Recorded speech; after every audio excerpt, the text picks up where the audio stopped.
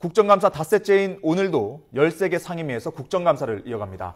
국감이 초반전을 지나면서 분위기가 점점 달아오르고 있는 가운데 2라운드 공방도 곳곳에서 펼쳐질 것으로 보이는데요. 오늘의 주목되는 국감과 쟁점 짚어보겠습니다. 먼저 기획재정위원회의 한국은행 국정감사에서는 오락가락 경제성장률 전망치가 쟁점이 될 것으로 보입니다. 한은은 내년 경제성장률을 지난 4월에 3.8%로 전망했다가 7월에는 4.0%로 높이고 지난주에는 또다시 3.8%로 되돌렸는데요. 시장의 혼란을 야기할 뿐만 아니라 세수 결손 문제까지 일으킨다는 지적입니다. 또 한국은행 독립성 논란과 관련해 기재부 차관이 금통위에 참석하는 열석 발언권 문제와 경기 부양을 위한 신용정책인 총액 한도 대출도 도마에 오를 전망입니다. 국토교통위는 오늘 서울시를 상대로 국정감사를 벌입니다. 박원순 서울시장과 관련된 자료를 900건이나 요청한 걸로 알려져 오늘 국감은 박원순 국감이 될 거란 전망입니다. 노량진 수몰 사고에서부터 경전철 사업, 택시비 인상, 박 시장의 정치 세력화까지 여러 질문들이 나올 걸로 보이는데요.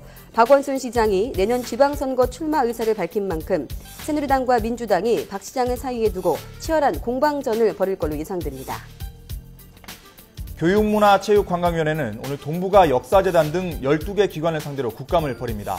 이미 한 차례 역사교과서 문제로 치고받은 여야는 오늘 2라운드 공방전을 예고하고 있는데요.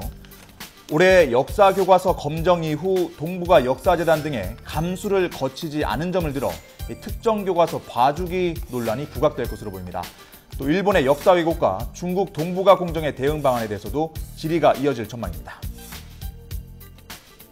정무위는 오늘 동양국감 2라운드를 예고하고 있습니다. 어제 5개 계열사 모두 법정관리 신청이 받아들여지면서 논란이 증폭되고 있어 현재현 회장 등에 대한 공세 수위도 높아질 걸로 보입니다. 또 금감원을 상대로는 동양 사태를 야기한 당국의 관리감독 부실이 도마에 오를 걸로 보입니다. 또 연일 매서운 공방전을 벌이고 있는 법사위는 오늘 헌법재판소에 대한 국감에서 통합진보당 정당 해산 청구에 대한 입장을 물을 것으로 보입니다.